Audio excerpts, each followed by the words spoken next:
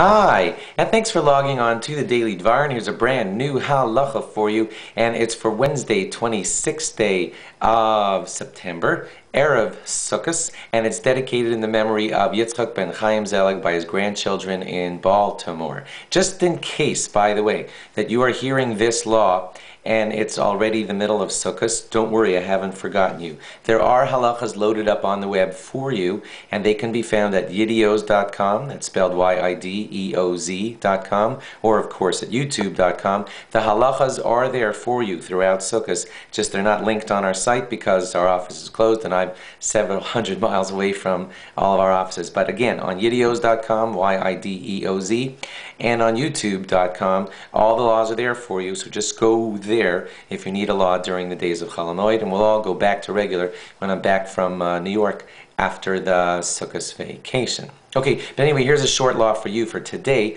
for Erev Sukkot, and it is today a Dvar Torah for you, just on the idea of the four species that we hold all together.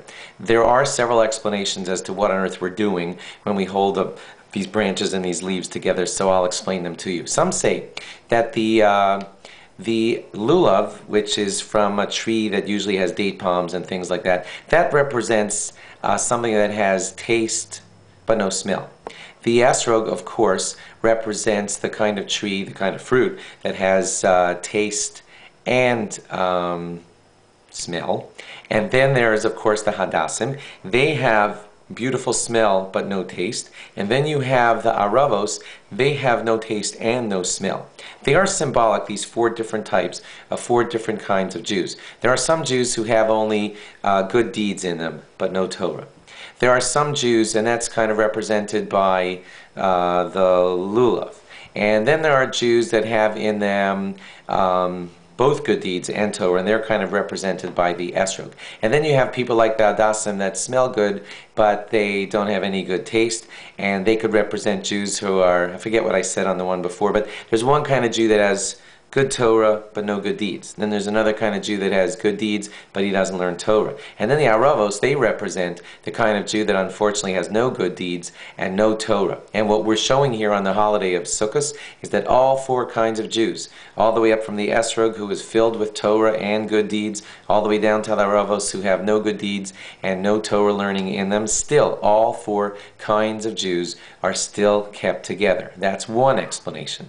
Another totally different explanation is that the esrog represents our heart, and the lulav represents our spine, and that the hadassim represent our eyes, which are supposed to only look towards good things, and the aravos represent our lips, which are supposed to speak only words of Torah and no words of lashon hara, God forbid. And all four of those species are brought together on the holiday of Sukkot. Interesting thought for you to note, the esrog, according to our first explanation, which represents the tzaddik who has Torah learning and good deeds, he is held separately, but together with the lulav. What could that possibly mean? That I'll leave with you as a question. Have yourself a great yontif. Remember to check us out on Yideos or YouTube for all your Divrei Torah during the Sukkot vacation. There'll be a fresh one there for you every single day.